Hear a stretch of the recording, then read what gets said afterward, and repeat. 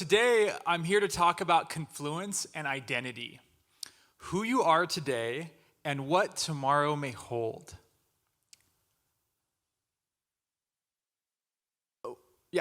So I want to first start with what is confluence. It's helpful to have a definition that we can all start from. So confluence is a term that's primarily used in geography, and it represents when two bodies of water come together and form something even greater. So the city that you see here, you may have seen it in a movie, you may have visited this city. It's the city of Pittsburgh. And it exists at the confluence of two major American rivers, the Allegheny and Monongahela. I know, really easy to pronounce. These two rivers come together and form the Ohio River.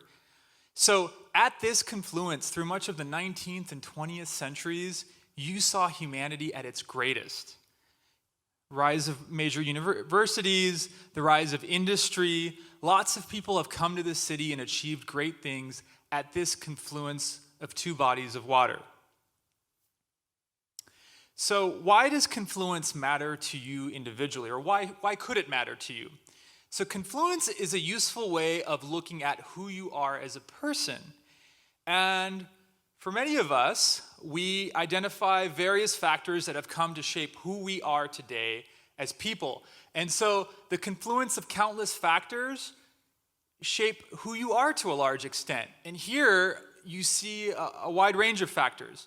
So your parents, your gender identity, your sexual orientation, your ethnic heritage, your educational background, your socioeconomic status, all contribute to who you are as a person. Now, those aren't the only things that shape who you are as a person. So I want to talk a little bit about who I am. So who I am, in part, is where I come from. So you're looking at a bunch of different images on a slide that you probably don't see in one place.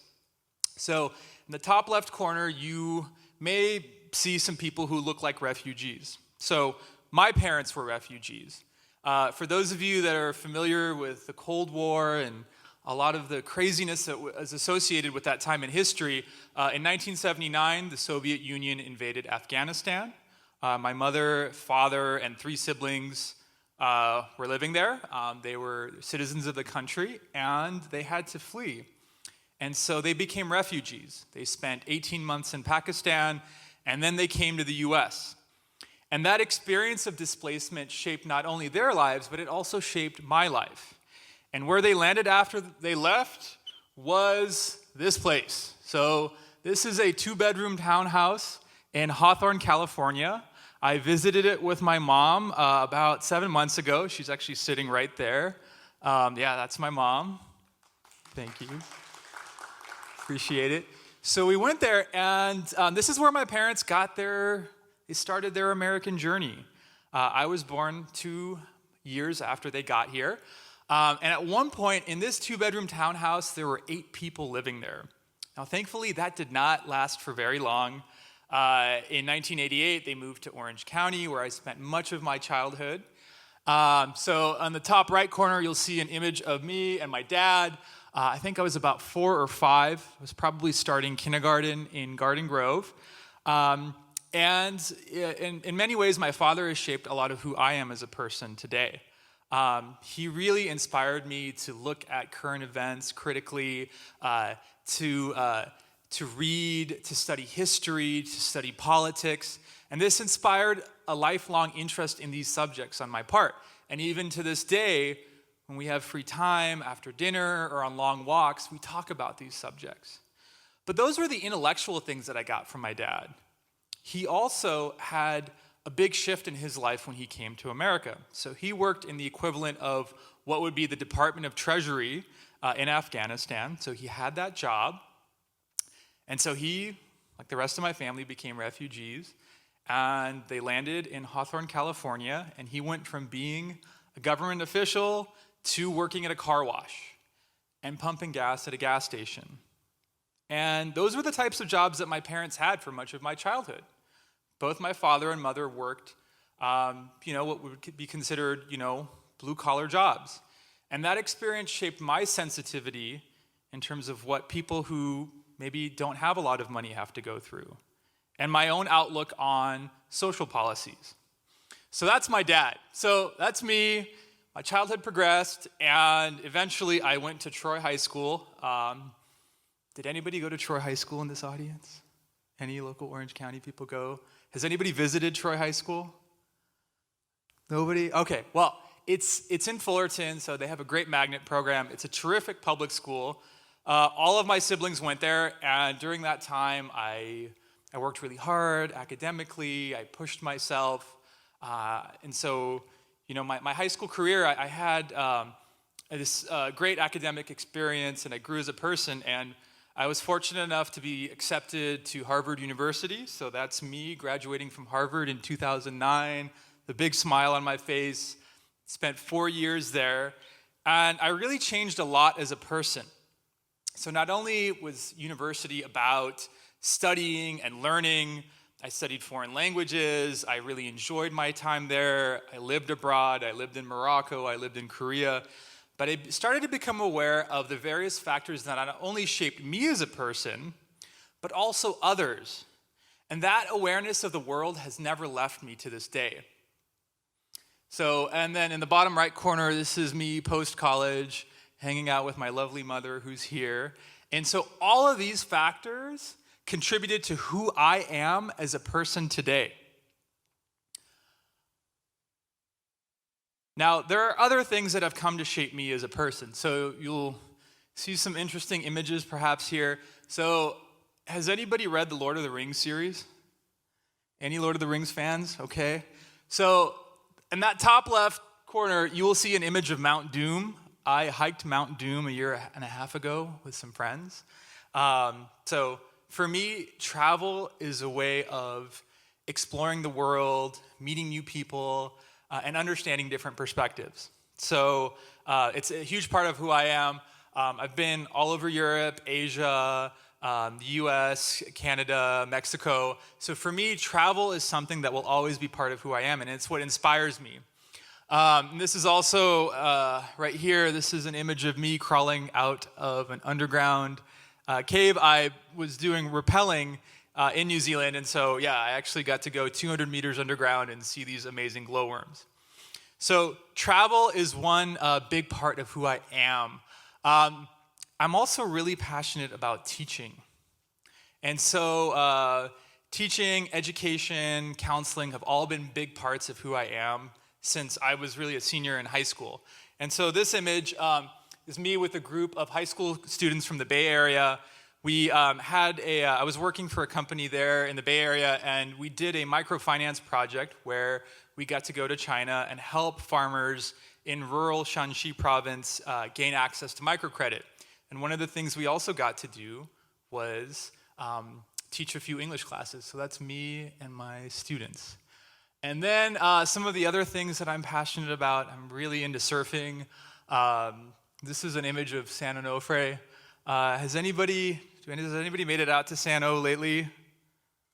Any surfers in the room? Okay, all right. Well, if you haven't tried it before, it's an amazing sport. So I like to surf. I'm also a Disney annual pass holder. Any annual pass holders in the room? So this is, yes, all right. I see a few hands, right on. This is Star Wars, Galaxy's Edge. It's opening up at the end of May, people. Get excited.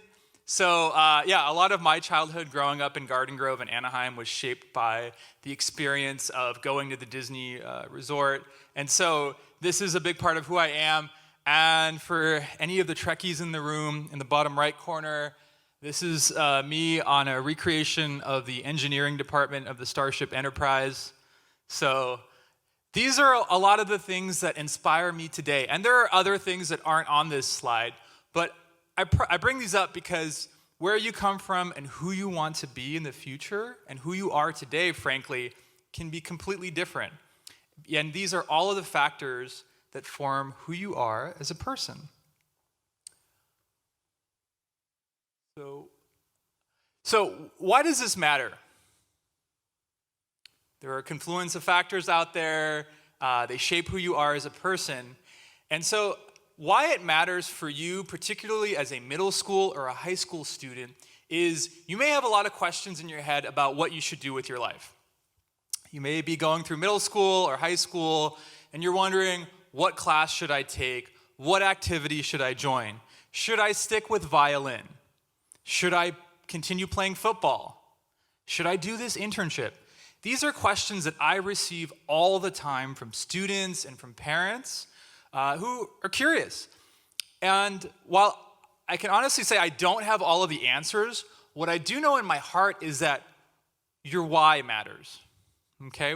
Why you do something, oftentimes it's more important than what you actually do. And so I put an image here, and this is from the city of Austin, Texas. Who's been to Austin? All right, I see a few hands. So for any of you who visited the city, this is an image from Lady Bird Lake. It cuts the city in two. And this big sticker you see, it says, "Live a Great Story." So Live a Great Story, it's an e-commerce brand based out of Austin. And you see these stickers everywhere. And they're meant to inspire people. And I use this image with a lot of my students because a lot of what you can achieve in life, it's not just due to what you do, but why you do it.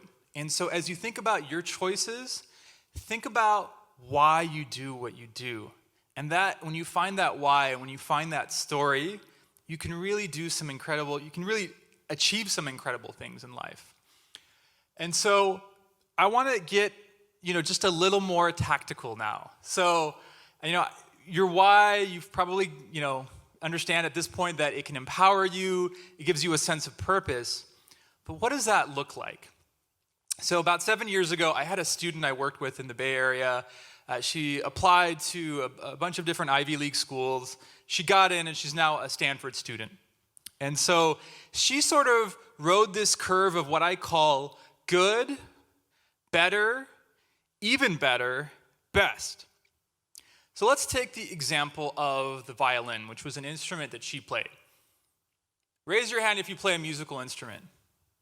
So I'm looking at those kids in the room. Okay, all right, awesome. We have a lot of musicians. So what looks good? What looks good is you play an instrument, and you spend your time studying this instrument. You get to express your creativity. Perhaps you play in an orchestra, a band, you play solo. That looks good for colleges. What's even better? You take that interest in music and in that particular instrument, the violin, and you go and you volunteer your time to maybe teach people who don't have money for a musical education. You compete, and you go beyond what you could just do as the bare minimum. So that's better. What's even better? You take that, and let's say you start competing at a very high level. That's even better. But maybe let's say you're not the most competitive violinist. Completely fair. Maybe you go and you join an organization that is really out to make some sort of change in a local community. Maybe you join a music program that is really about empowering people from a certain demographic group that has not had access to music education. Maybe you use the funds from your performances and your concerts for the benefit of a particular movement or group. That's even better. What does best look like? Best looks like what my student did. She lived in the city of Palo Alto. So for those of you that are familiar with the Bay Area, Palo Alto is a really nice city. Right next to Palo Alto is East Palo Alto. It's got, it's a city that has a lot of working class people, and the schools are not as well funded. And so what she did was she took her passion for music and said, look, I'm passionate about music. I want to share this passion with an entire community, and I want to start something that's sustainable, that will help people long after I'm gone. So she started a music program at a local elementary school, and it was phenomenal. She partnered with the teachers of the school, with students, with community members, with students at her school, and she wrote her college essay about it. And so that's like the best thing you can do. And you can apply that to anything that you do, whether it's the violin, whether it's swimming, whether it's sculpting, whether it's something in business or science, there are always things you can do to push yourself to be your best.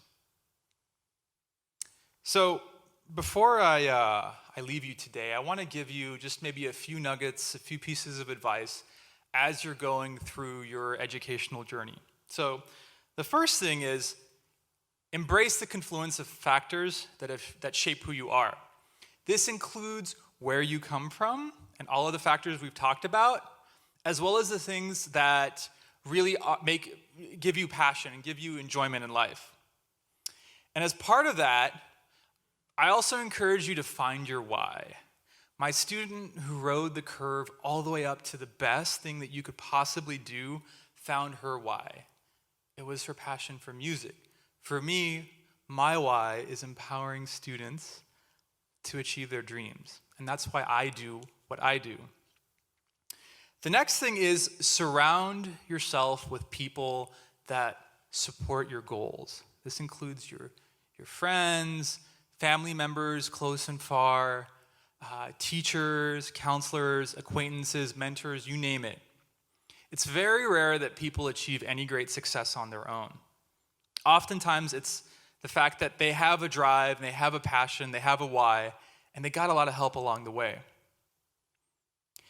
And as you're going through all of this, realize that other people have their own unique confluence of factors and their own whys that are equally as valid as yours are. So keep that in mind, because as you're on your journey, others are on theirs. And finally, enjoy the ride. This is a wonderful time in your life. And I'm not going to say it's never going to come back again. I mean, of course, time flies.